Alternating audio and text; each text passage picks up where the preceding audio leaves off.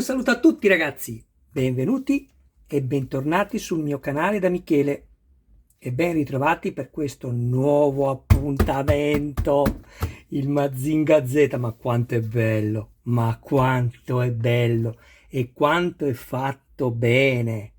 Qui critiche non ne possiamo proprio fare, né per i costi e né per quanto riguarda il progetto che hanno usato proprio anche internamente. Qualcosa di, diciamocelo proprio, è un qualcosa che prima di adesso non è mai stato fatto. Anche lo stesso Gonagai si è proprio dimostrato ben soddisfatto di questo progetto. Allora, Mazinga altezza 75 cm e con la sua base, una volta appoggiato sopra il centro ricerche fotoniche, arriverà a 90 cm. Numero 6, edizione Hachette. Andiamo a vedere, il montaggio è molto semplice, ve lo dico subito, non c'è necessità di nessun tipo di collante in questo numero. Andiamo subito a vedere quello che troviamo proprio nella descrizione.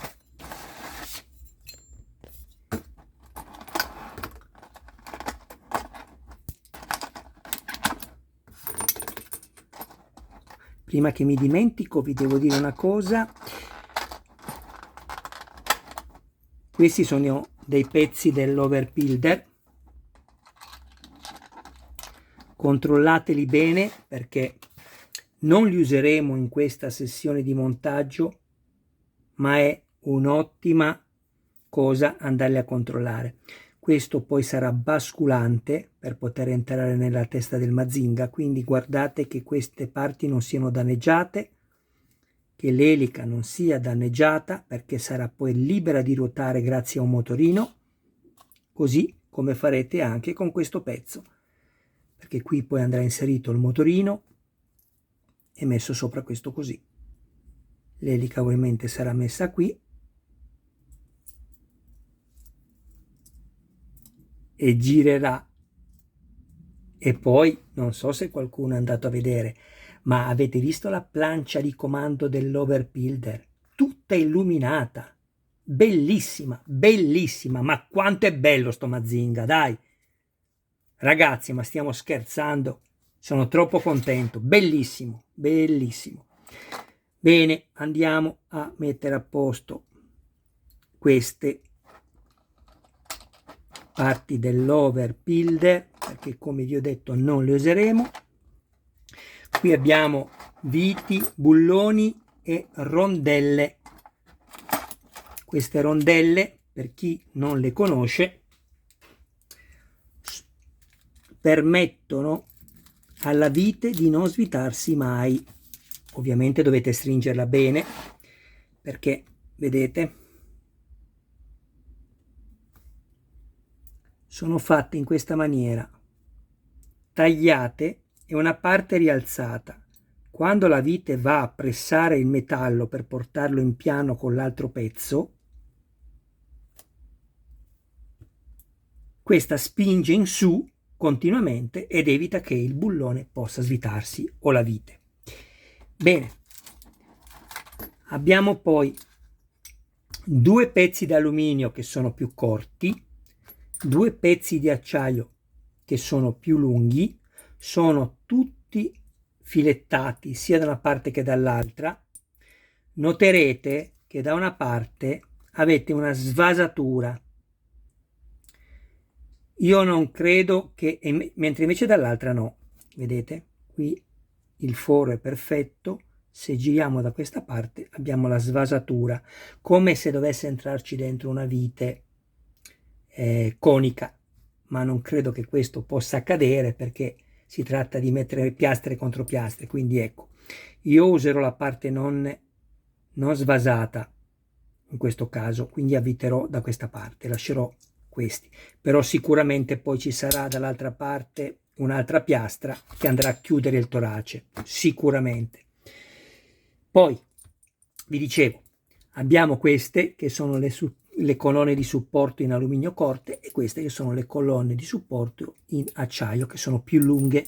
Sono più lunghe ovviamente perché, lo vedremo poi, perché la parte più lunga va da questa parte, la parte più corta da questa, dove c'è questo, chiedo scusa, sì, così, la parte più corta qui, la parte più lunga qui, guardate. E questo fa sì che sia perfettamente piano con l'altra parte. Bene, abbiamo questa che è la piastra toracica sinistra in lega d'alluminio. Andiamo subito a fare il montaggio, però prima di fare il montaggio voi sapete che Michele ci tiene a far guardare, per coloro i quali non hanno fatto la collezione, a far guardare i contenuti dei fascicoli, perché sono veramente interessanti. Poi per chi ama il Mazinga Z non può che essere contento di poterli leggere.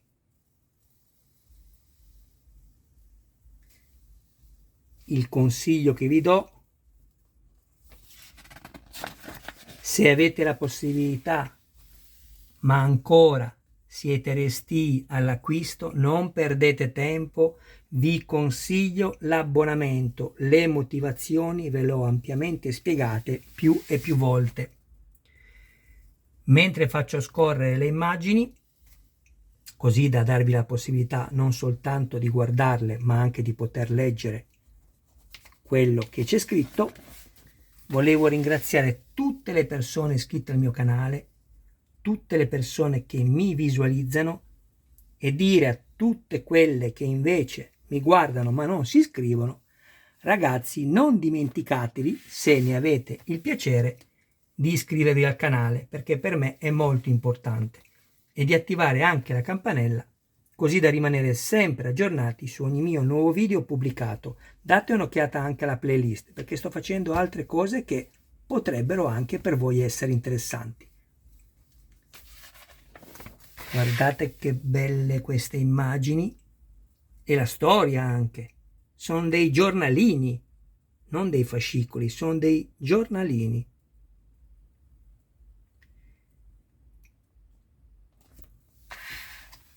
Perché iscriversi al canale di Michele Armonica? Perché io non mi occupo del solo montaggio, ma mi occupo di aiutare le persone che hanno meno esperienza nel montaggio dei modellini. E per chi mi conosce, qualora riscontrassi qualche malfunzionamento, così come ho fatto con Iron Man, la soluzione la si trova sempre per migliorare la funzionalità o eventualmente la stabilità dell'armatura o del robot, in questo caso del robot. Ecco qui, questo è nel prossimo numero, che lo abbiamo già, lo avete visto nella presentazione dell'unboxing, e adesso andiamo a montare questo numero 6. Volevo soltanto farvi vedere quanto è potente il raggio termico. Il raggio termico è una delle armi principali di Mazinga Z. Le piastre rosse che si trovano sul suo petto possono irradiare energia calorica a una temperatura massima di 30.000 gradi, causando danni gravissimi ai nemici. E lo credo. Ho letto, perché come sapete, meno male, mi guardano anche quelli non italiani. Per questo motivo, visto che c'è la traduzione in 30 lingue su ogni mio video, sapranno quello che ho letto guardando le didascalie. Un'ultima cosa, abbiate pazienza, però Michele si dedica a voi, cercate anche voi di darmi una mano. Ci sono 3 possibilità. A me va bene anche che voi facciate l'ultima, che non vi costa veramente nulla per aiutarmi. La prima è Patreon, un link che metterò in descrizione, dove se vorrete potrete aiutare il mio canale con una donazione.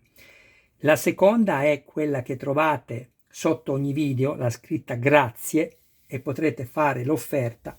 Vi dico soltanto che il 52% di quello che darete, fosse anche soltanto 1 euro o 2, non vengono a me.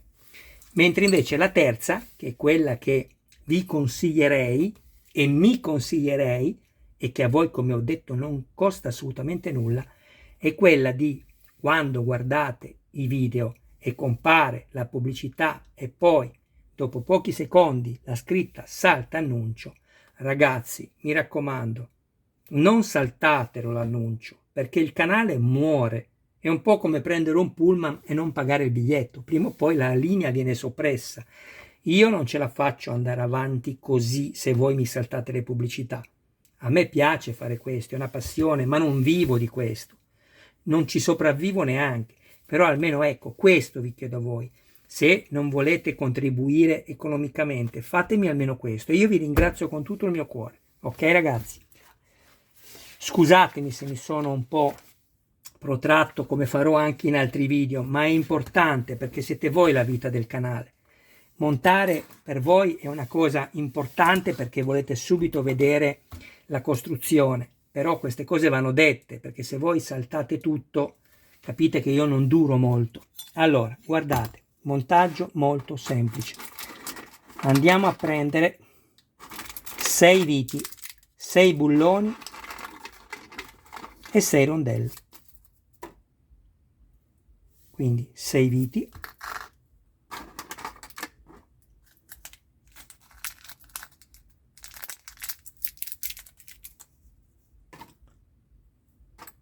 sei rondelle,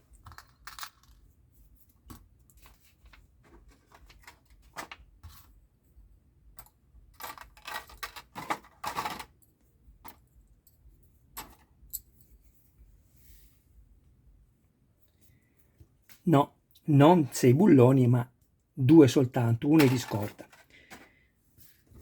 Quindi 6 viti, 6 rondelle, 2 bulloni. Prima cosa da fare? La piastra è simmetrica, quindi o la mettiamo da una parte o dall'altra, non cambia nulla. Prendiamo il pezzo, lo mettiamo come in figura,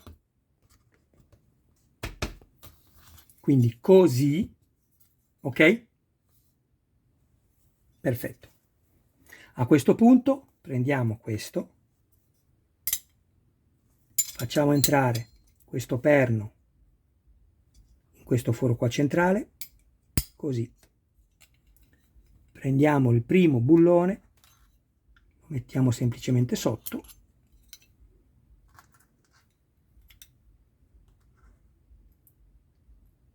rondella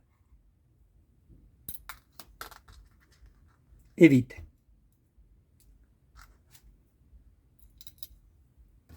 La brula che avete trovato nelle uscite precedenti stringiamo dopo. Facciamo la stessa cosa dall'altra parte.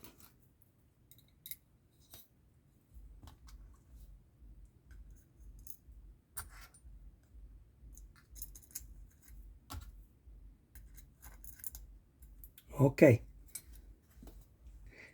Vedete che comunque anche se stringete avete parecchio gioco qui, no? Potete abbastanza regolare. Di questo vi servirà dopo quando andremo a mettere l'altra piastra, che si metterà dritta da sola. Quindi una volta che metteremo l'altro pezzo qui, sviteremo tutte e 4 le viti e poi le stringiamo bene, ma lo vedremo nel montaggio poi finale di questo pezzo, non in questo numero. Devo, quando ci sarà poi l'altro pezzo dall'altra parte. Se vi ricordate ve l'avevo già spiegato. Ok. Perfetto. Abbiamo montato questo. A questo punto basta semplicemente prendere le colonne lunghe, cioè quelle di acciaio. Sono le più pesanti, poi sono le più lunghe, insomma, non è che è così difficile. Prendiamo una vite, una rondella, ecco qui, questo lo mettiamo così, ok? Prendiamo una vite, la mettiamo qua.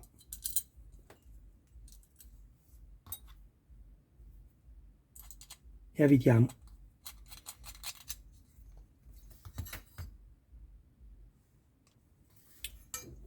Prendiamo l'altro.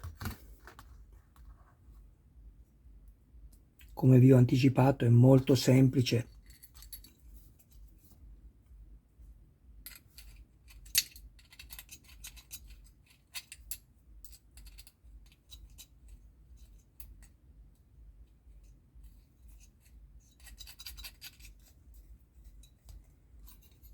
Questi stringeteli molto forte.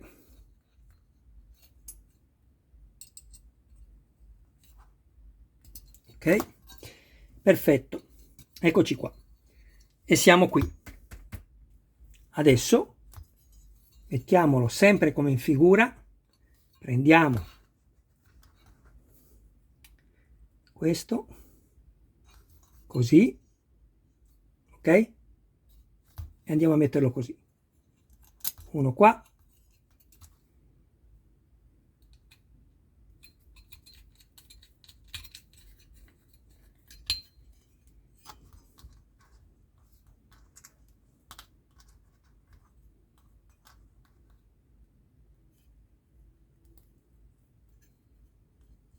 e questo subito qua.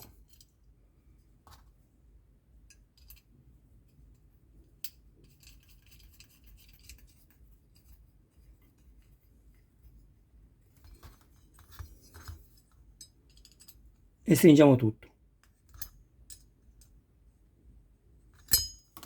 Ok, poi lo giriamo al contrario come sulla figura e accertatevi che tutto sia stato montato correttamente.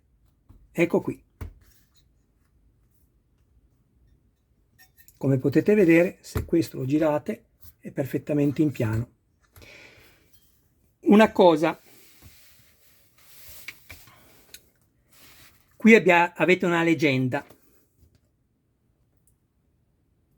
Sto cercando di ingrandire l'immagine per farvela vedere meglio.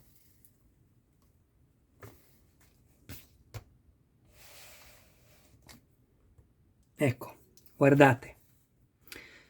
Se vedete, le parti indicate in rosso sono continue, ok? Queste sono le frecce, mentre invece queste sono tratteggiate e qui infatti vi dice innesto a secco, perché come avete visto non serve ovviamente la colla o il frenafiletti per mettere queste. Invece qua avete innesto incollato oppure zona da incollare, quindi quando ci saranno le istruzioni questo vi servirà a determinare come comportarsi per il pezzo, anche se poi ovviamente sarà tutto scritto nelle istruzioni. Il montaggio è terminato, adesso vado subito a prendere quello che abbiamo montato fino all'uscita numero 6 e vi dico una cosa importantissima che può salvaguardare la membrana su quello che dovete usare come acqua, ok? A dopo. Ed eccoci qui. Allora, questo è quello che abbiamo montato e trovato, che assembleremo nelle prossime sessioni di montaggio, fino al numero 6. Vi volevo dire una cosa importantissima. Oltre ad avervi già detto di non provare assolutamente la membrana, quella che poi genererà le microbolle che appunto simuleranno il tifone, mi raccomando, usate esclusivamente acqua distillata, chiamata comunemente acqua demineralizzata. Non usate acqua del rubinetto perché comunque per poco che ne abbia ha sempre calcare all'interno. Se userete l'acqua del rubinetto state pur certi che nel giro di poco tempo questa membrana cesserà di funzionare. Ricordatevelo. In più userete una siringa, le vendono a pochi centesimi in farmacia, le singole, prendete quelle da 2 cc, vi bastano, e andrete a caricare con la siringa quando vorrete fare la prova del funzionamento. Non la fate funzionare assolutamente a secco, cioè senza l'acqua all'interno, perché sicuramente danneggeresti in maniera irrimediabile la membrana, perché la membrana deve poter avere il contrasto dell'acqua per poter vibrare. Diversamente è così veloce la vibrazione che si potrebbe certamente danneggiare la membrana stessa. Quindi mi raccomando, come ho già detto, questa copertura che abbiamo qua dietro, se ci daranno un'altra mascherina aperta, questa la potremo semplicemente sostituire senza andare a toccare. Se invece questa sarà la mascherina, andremo a sfilare la parte coperta qua di metallo dietro per poter poi far passare fuori il tifone. Allora, non vi dimenticate di comprare almeno doppi il primo, il secondo e il terzo numero. Mi raccomando, nel primo trovate i LED che possono servirvi nel caso si danneggiassero per avere la sostituzione delle luci degli occhi. Nel secondo trovate il serbatoio con, soprattutto quella più importante, la membrana, e nel terzo trovate altre cose importanti. Ecco, io direi almeno i primi 3 numeri acquistateli. Questo è il consiglio che vi do e che vi avevo già dato. Bene, io vi ho detto tutto. Mi raccomando, ragazzi, avevo dimenticato questo, quello che ci è servito per fare la prova delle luci. Se avete piacere iscrivetevi al canale, attivate la campanella così da rimanere sempre aggiornati su ogni mio nuovo video pubblicato. Non vi dimenticate, mi raccomando, di aiutarmi non saltando gli annunci pubblicitari. Mi raccomando, è importante per me. Non è che ve lo dico così tanto per dirvelo. A voi costa veramente poco, lo so, vi dà fastidio, ma voi avete idea cosa costa fare un video come quello che ho fatto adesso? 25 minuti, ci vogliono 3 ore e mezza per correggerlo e mezz'ora per mettere i sottotitoli. Quindi rendetevi solo conto. Io vi chiedo solo questo, non saltatemi gli annunci, ok? Grazie ragazzi se lo farete, grazie di cuore. Un saluto a voi e a tutti i vostri cari più cari. Adesso vado a fare il video del montaggio numero 7 e poi andrò a fare altri video che ho sulla playlist perché ho ricevuto 2 pacchi oggi. Ciao ragazzi, alla prossima!